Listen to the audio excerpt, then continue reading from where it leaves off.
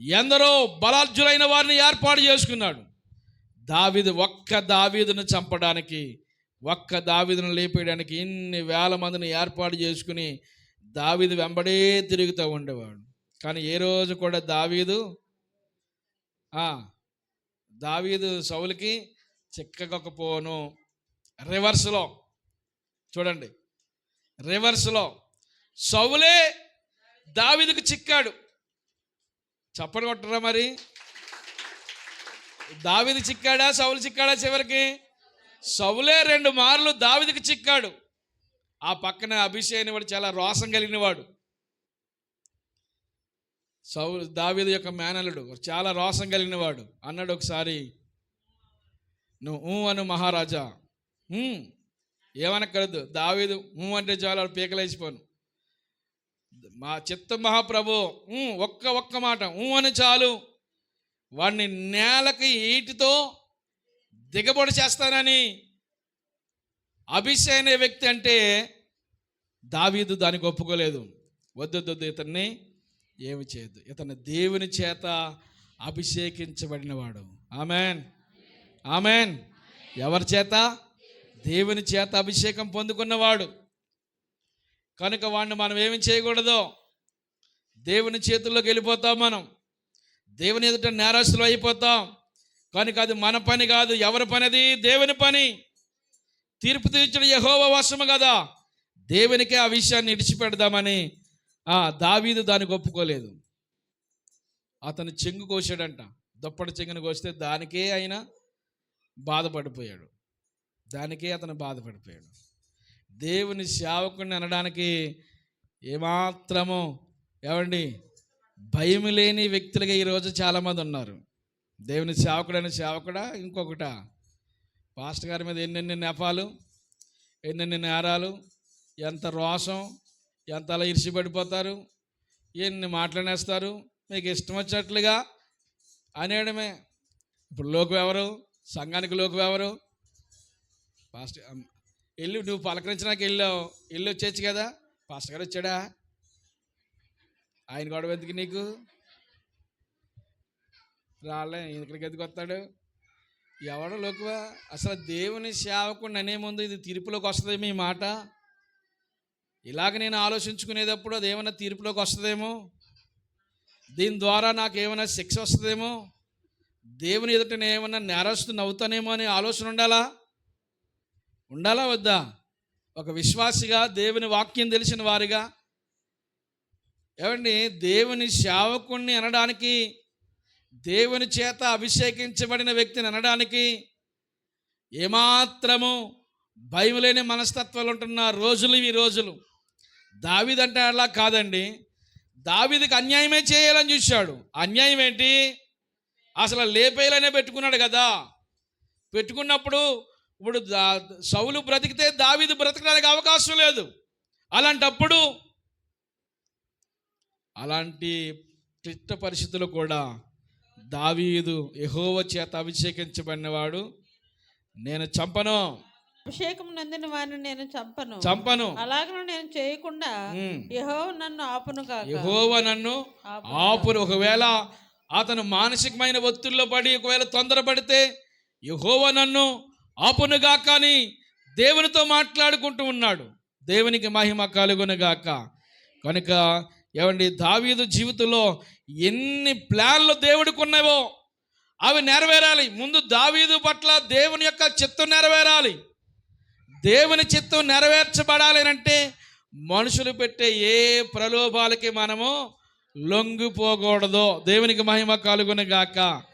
దేవుని ప్రణాళిక మధ్యలో ఆగిపోకూడదు. దావీదుకి అవకాశం వచ్చిందా? అంత చేపట్టిందా? మాట చెప్పనాక దావీదుకి అవకాశం వచ్చింది కదా. వచ్చింది. ఎందుకు రాలేదు? వినియోగించుకున్నాడు దాన్ని? లేదు. ఎవరికి విడిచిపెట్టారు మరి? దేవునికి. అలాగే మనకి కూడా కొన్ని అవకాశాలు వస్తాయి. వచ్చినా కానీ దేవునికి మాత్రమే విడిచిపెట్టాలి. నీకు నువ్వు తీర్పు తీర్చేకు, మనకు మనం అనేయడం కాదు. దేవునికి ఆ చిత్తమని, దేవునికి ఆ విషయాన్ని మనం విడిచిపెట్టడానికి మనలో అలాంటి సమర్పణ రావాలి. అలా దేవుని మీద ఆధారపడే వ్యక్తిత్వం మనం కలిగి ఉండాలి. దేవుని చిత్తానికి మనం లోబడాలి. మన ఆలోచన ప్రకారంగా మన చిత్తానుసారంగా నడవడం కాదు. దావీదుకు ఎన్ని అవకాశాలు వచ్చినా అవన్నీ విడిచిపెట్టి దేవుని మీద మాత్రమే ఆధారపడ్డాడు. ఒకవేళ ఇంతవరకు కాపాడిన దేవుడు ఇక ముందు కాపాడా? ఇన్నాళ్ళు సహాయం చేసిన దేవుడు ఇక ముందు సహాయం చేయడా? ఇంతవరకు కృప చూపిన దేవుడు ఇక ముందు కృప చూపడా? ఎందుకు నీకు ఆ భయము? ఇంత వయసు వచ్చింది, ఈనాటి వరకు దేవుని కృప ఏ రోజునైనా తక్కువైందా? అయిందా? అవలేదు. ఇంతకాలం సహాయం చేసిన దేవుడు, ఎన్నో ప్రమాదాలు, ఎన్నో ఆపదలు, ఎన్నో ప్రతికూలతమైన పరిస్థితులు లేవనెత్తిన దేవుడు, ఆ విషయంలో కూడా దేవుడు మనకు సహాయం చేయగలడు కదా.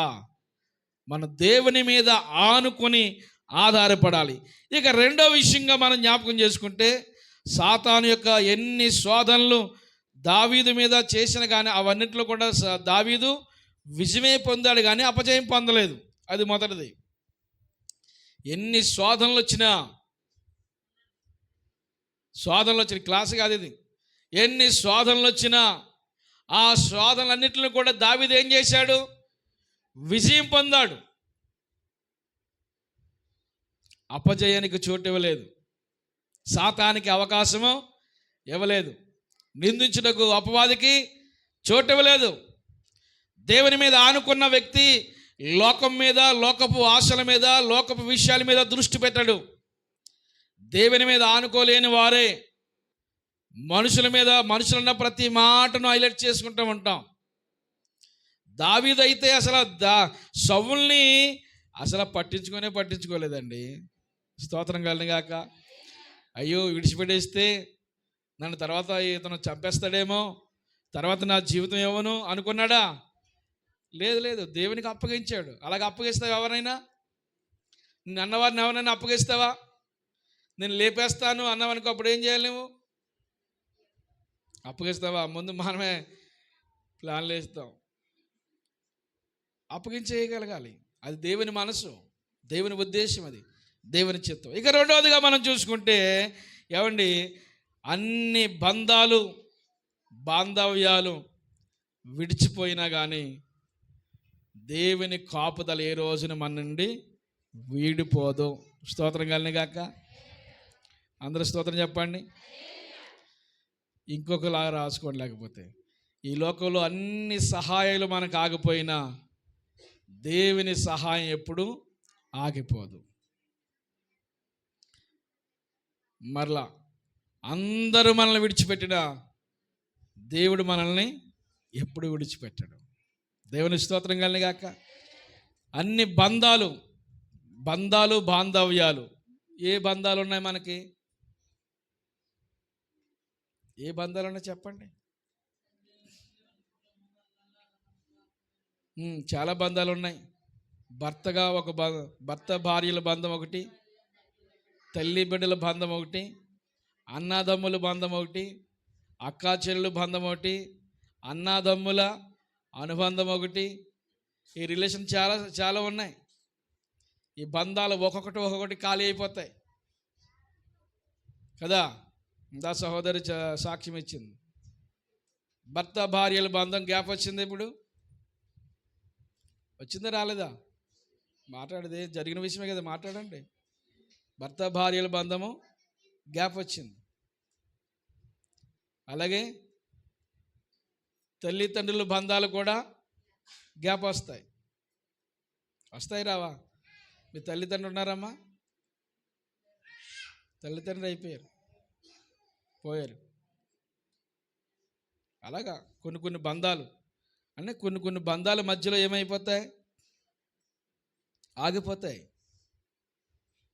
ఆగిపోతాయి.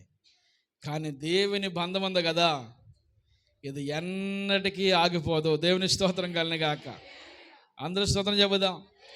దేవుని బంధం ఉంది కదా, ఏ రోజుకి తెగిపోదు. ముదిమి వచ్చే వరకు, ముదిమి అంటే ముసలి అయిపోయే వరకు, మరలా మనం సమాధికి వెళ్ళిపోయే వరకు, నాకు వాళ్ళు లేరు వీళ్ళు లేరు అని ఏమి అనుకోకుండా, ఎవరు ఏ రీతిలో మీరు బాధపడవలసిన పని లేదు. నాకు ఆ బంధాలు లేవు, ఈ బంధాలు లేవు, నాకే గనక ఆ బంధం ఉంటేనా, నాకే గనక ఈ బంధం ఉంటేనే అనుకుంటాం. బంధాలుండి అది ఎల్లకాలం భూమి మీద అన్ని బంధాలు ఉండిపోవు. తల్లిదండ్రుల బంధము ఏమైపోతుంది? దూరం అయిపోతుంది. తర్వాత భార్య, తర్వాత బిడ్డల తల్లి, బిడ్డల యొక్క బంధాలు కూడా దూరం అయిపోతాయి. పెళ్ళి అయిందంటే ఎవడి బంధం ఆడిదే. మనకేమైపోద్ది ఇంకీసారి? పిల్లలు ఏటేళ్ళ కాలం మనం మనం మన ఎందు ఉండాలనుకుంటామా? ఎవరిని అది కూడా గ్యాప్ వస్తుంది.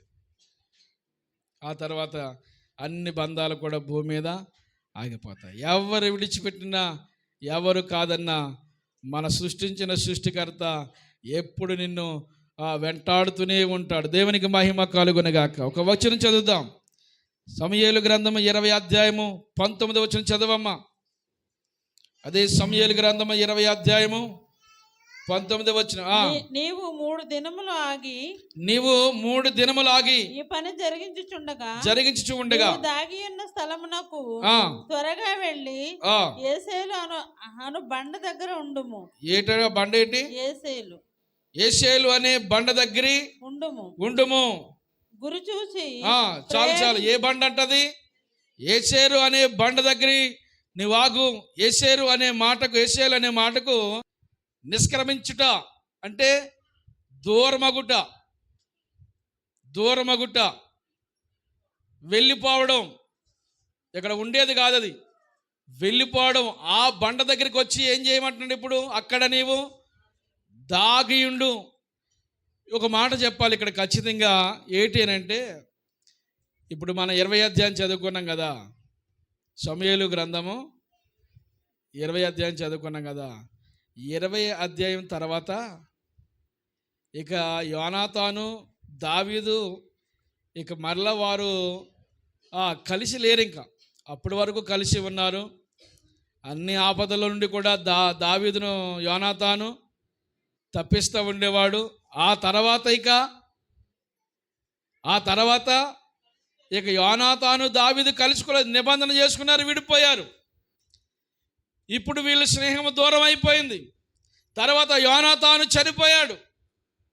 అలాగే దావీదుకు సంబంధించిన కుటుంబాల నుండి దావీదు యొక్క తల్లిదండ్రులు కావచ్చు, దావీదు యొక్క అన్నదమ్ములు కావచ్చు, అన్ని బంధాలు దావీదుకు తెగిపోయి అదుల్లా గుహలోకి వెళ్ళిపోయాడు.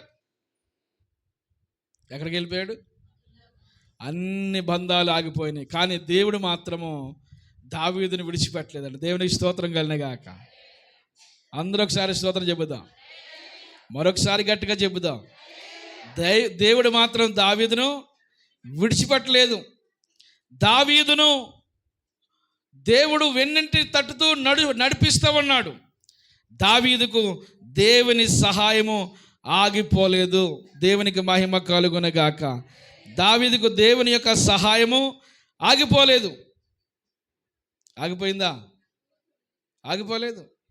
ఒకవేళ ఈ లోకంలో అన్ని బంధాలు ఆగిపోవచ్చు, కానీ దేవుని బంధం ఉంది కదా, అది ఆగిపోద్దా? అందుకని నిన్ను సృష్టించిన వాడు సృష్టికర్త కాదు, సృష్టికర్త అనుకో. ఆ సృష్టించిన వాడు భర్త అయి ఉన్నాడు. భర్త అంటే ఏంటనుకున్నారు? భరించేవాడు, బాధ్యత కలిగిన వాడు. బాధ్యత లేనివాడిని భర్త అనరు. చాలామంది బాధ్యత లేకుండా ఉంటారు. కనీసం కుటుంబ బాధ్యతలు కూడా పట్టించుకొని వారు ఉంటారు. ఏమండి? భరించేవాడు, మోసేవాడు, చెమటూర్చేవాడు, కష్టపడేవాడు, పోషించేవాడు, పోషణ కొరకే నిలిచేవాడు, భరోసా ఇచ్చేవాడు, అన్ని సందర్భాల్లో నేను ఉన్నాను అని చెప్పే ధైర్యం ఇచ్చేవాడు భర్త అంటే. కనుక మన సృష్టించిన కర్త ఎలా ఉన్నాడు? మనకి భర్త కంటే భరించేవాడిగా, పోషించేవాడిగా, సహాయం చేసేవాడిగా ఉన్నాడు.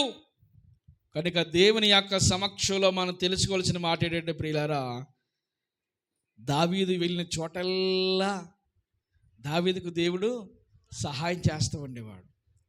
దేవుని తోడు దావీదుకు ఏ రోజున కూడా తక్కువ అవ్వలేదు. సింహాలు వచ్చినప్పుడు ఎలుగుబంటి వచ్చినప్పుడు, గొలియాదు లాంటి ఉపద్రవం దావీదు మీద ఉన్నప్పుడు, ఫిలిష్తీయుల ముందు ఉన్నప్పుడు, తన కుటుంబంలో కుమారుడే వ్యతిరేకమైపోయినప్పుడు, తన రాజ్యంలో ఉన్న కొంతమంది రాజ్యాధికారులే వ్యతిరేకమైపోయినప్పుడు, అన్ని సందర్భాల్లోనూ దావీదుకు దేవుడు తోడుగుంటూనే ఉన్నాడు. చప్పలు కొట్టి దేవుని స్తోత్రం చెబుదాం.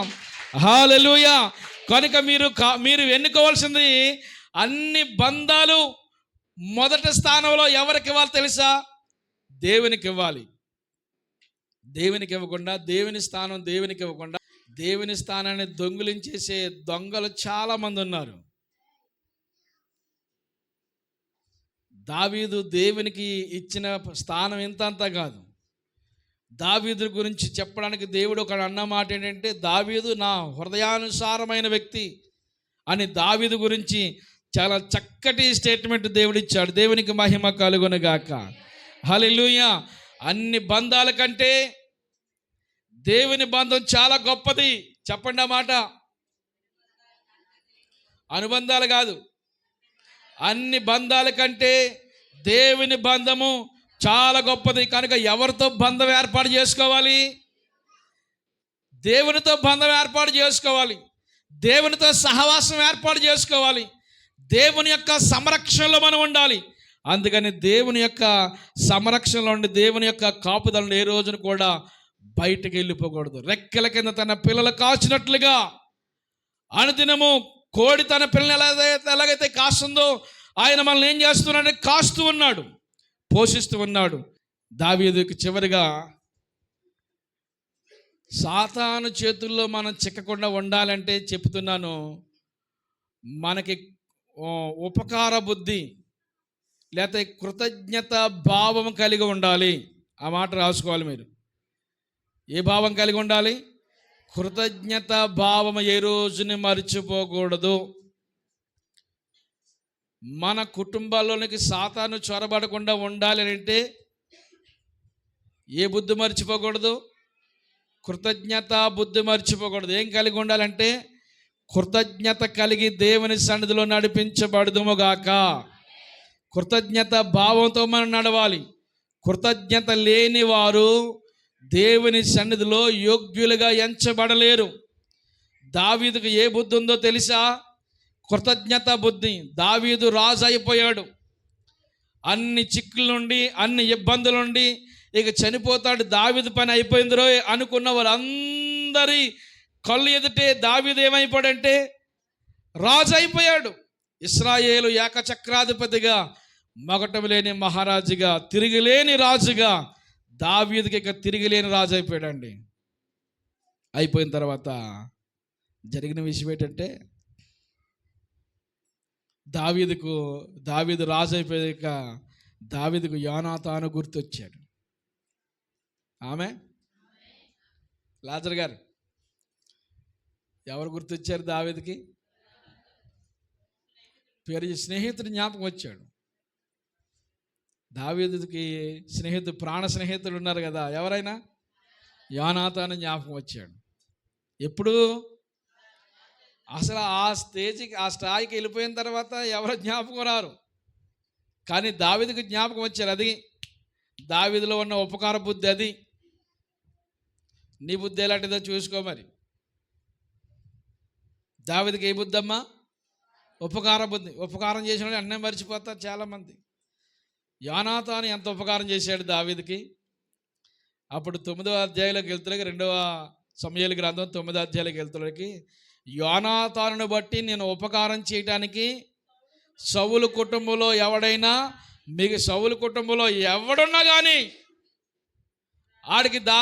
అతనికి దావీదు ఉపకారం చేస్తాడు. సౌలు కుటుంబంలో ఎవడైనా మిగిలి ఉన్నాడు అంటే యోనాతానుకు పుట్టిన కుమారుడైన కుంటోడు మెఫీబోషెత్ అనేవాడు అక్కడ ఉన్నాడు. అంటే తీసుకొచ్చేసాడు. అంటే గత వారం చెప్పుకున్నాం కదా ఈ విషయాలని. సదాకాలము దావీదు బల్ల దగ్గర భోజనం చేసే ధన్యత దక్కింది. ఎందుకు పనికిరాని మెఫీబోషెత్, యోగ్యత లేనివాడు, అర్హతలు, రాజు ఎదుట అసలు అంగవైకల్యం కలిగిన వాడు ఎవరు ఉండకూడదు. కానీ యోనాతాను కొడుకు కాబట్టి యోనాతాను బట్టి ఆ వ్యక్తికి ఏం చేశాడు అంటే ఉపకారం చేశాడు. దేవునికి మహిమ కలుగునగాక. నీవు చేసిన ఉపకారములకు నేనేమి చెల్లింతును. వచ్చేవారు వస్తావో రావో మరి, వచ్చేవారు వస్తావో రావో మరి, దేవుని చిత్తం, దేవుని చిత్తం. నీవు చేసిన ఉపకారాలకి దేవుడు ఎన్నెన్ని ఉపకారాలు చేశాడు. ఏమిచ్చిన ఆయన రుణాన్ని మనము తీర్చలేము. అందుకని నా ప్రాణమా యెహోవాను సన్నతించుము, నా ప్రాణమా యెహోవాను సన్నతించుము. ఆయన చేసిన ఉపకారాల్లో ఏది మరవద్దు. ఆయన చేసిన ఉపకారంలో ఎన్ని ఉపకారం, ఎంతగా నేను నిన్ను బతికించాను, ఎంతగా నిన్ను పోషిస్తున్నాను, ఎంతగా నీకు ఆరోగ్యం ఇస్తున్నాను, ఎంతగా నీకు కుటుంబం ఇచ్చాను, ఎంతగా నీకు బిడ్డలను ఇచ్చాను, ఎంతగా నీకు ఈ జీవితం ఇచ్చాను అని దేవుడు ఏ రోజున మనం చూసి మనస్తాపన చెందకూడదు. అలా మన వైఖరి ఉండకూడదు. అలాగ మన వైఖరి ఉండకుండా దేవుని సమక్షంలో మనము ఆయన సన్నిధానంలో కృతజ్ఞత బుద్ధి భావం కలిగి మనం నడిపించబడుదుము గాక. అందరు దేవుని స్తోత్రం చెబుదాం. ఏముండాలి మనకి? ఎందుకు కృతజ్ఞత? ఎంతవరకు ఆయన చేసిన మేలుని బట్టి.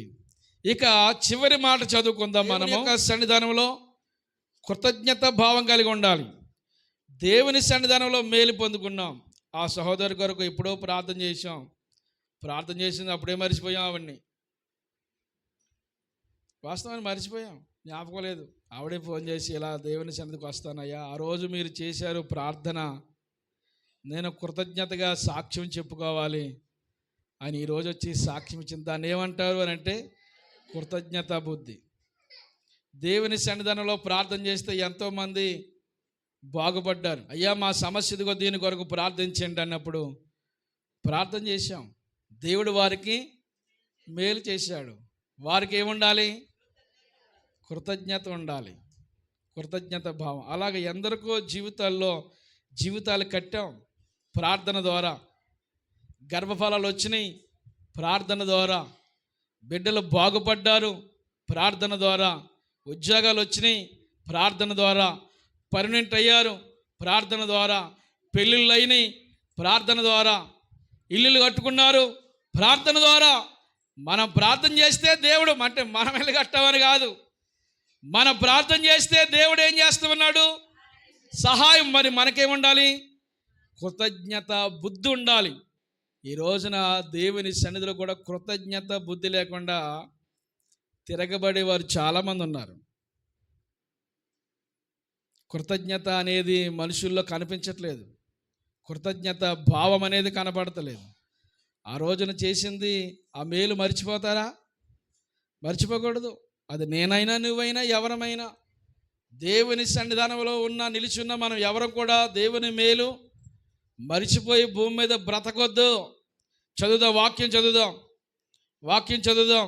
తిమోతికి రాసిన మొదటి పత్రిక, అపోస్తలుడైన పౌలు గారు తిమోతికి రాసిన మొదటి పత్రిక 5వ అధ్యాయము, తిమోతికి రాసిన మొదటి పత్రిక 5వ అధ్యాయము 4వ వచనం చదువమ్మా. అయితే ఏ విధవరాలకైనను పిల్లలు కాని మనుషులు కాని ఉండిన ఎడల మీరు మొదట తమ ఇంటి వారి ఎడల భక్తి కనపరచుటకును. ఎక్కడ కనపరచాలి భక్తి? ఇంటి వారి ఎడల భక్తి కనపరచుటకును, తమ తల్లిదండ్రులకు ప్రత్యుపకారము చేయుటకును నేర్చుకునవలెను.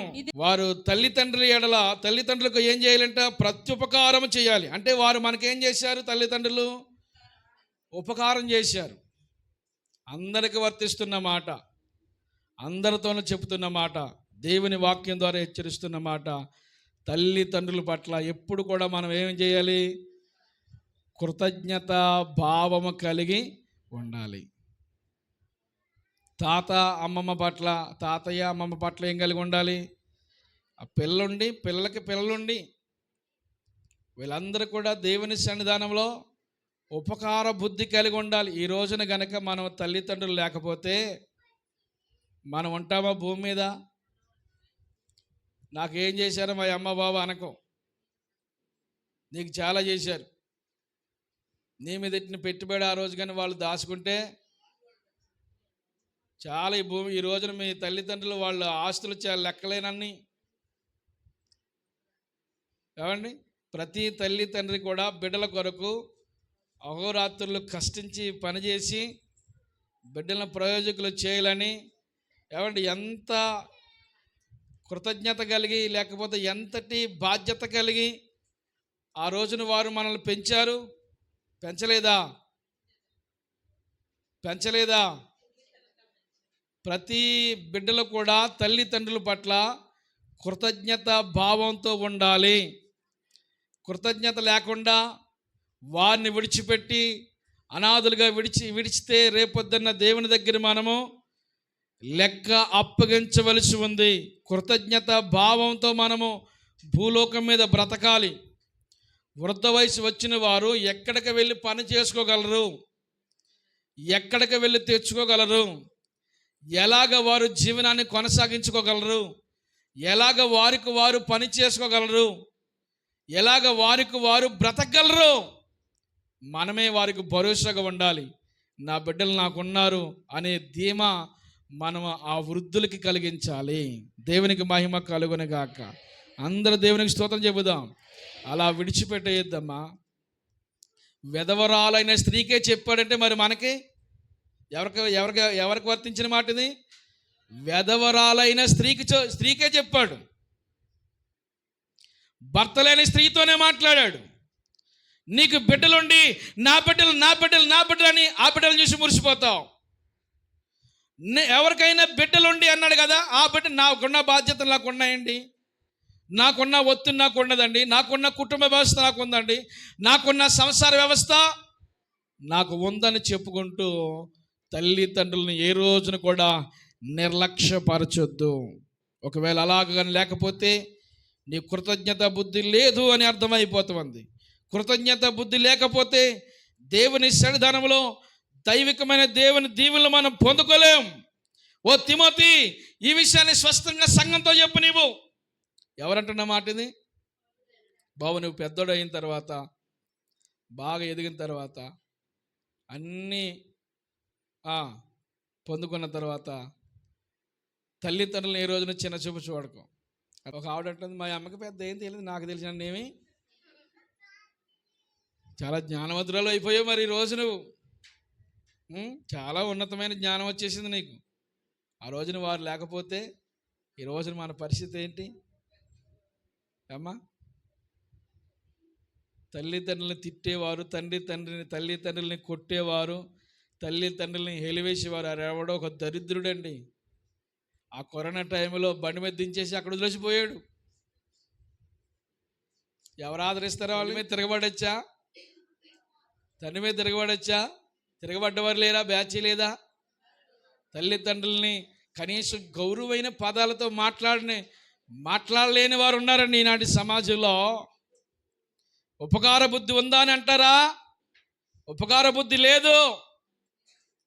ఉపకార బుద్ధి లేకపోతే, ప్రత్యుపకారం మనం చేయకపోతే మన రుణం ఎలా తీరుద్ది? ఈ రోజున బిడ్డల కొరకు ఎన్ని కళ్ళగొండి, నా బిడ్డల కొరకు ఎన్నో కళ్ళగొనేస్తున్నాను నేను, ఎన్నో కళ్ళగొంటున్నాను. అలాగ ఉండాలి, ఇలాగ ఉండాలి, ఈ విధమైన రీతిలో ఉండాలి. రేపు పొద్దున్న వాళ్ళు కనుక నేను పక్కన పాడిస్తే ఎలా ఉంటుంది నా పరిస్థితి?